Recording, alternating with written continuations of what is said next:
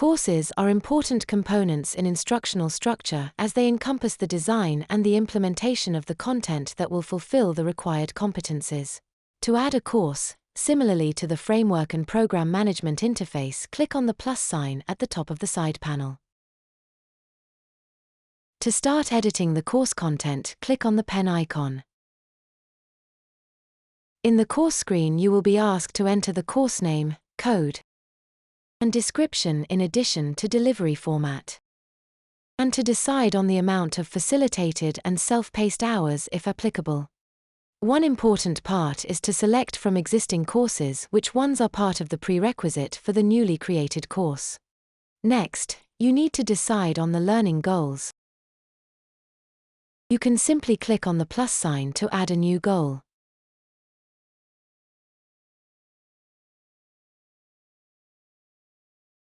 After listing all the goals for the course, you can start adding your learning objectives. When clicking on the plus sign to create a new learning objective, you will see a new learning objective block added. You can simply select the Bloom domain and level to see commonly used verbs for this level.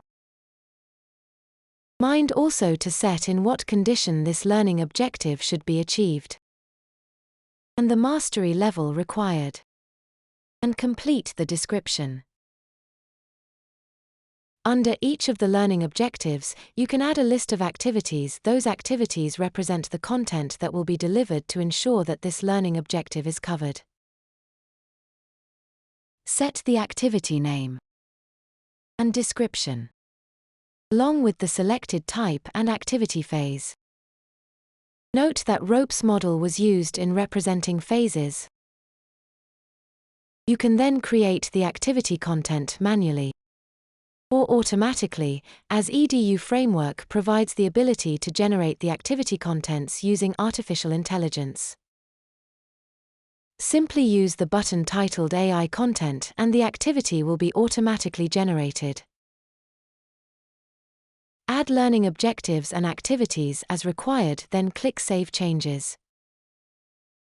After saving the information, you will see all the information including the domain, levels, and mastery chart for each of the learning objectives and activities.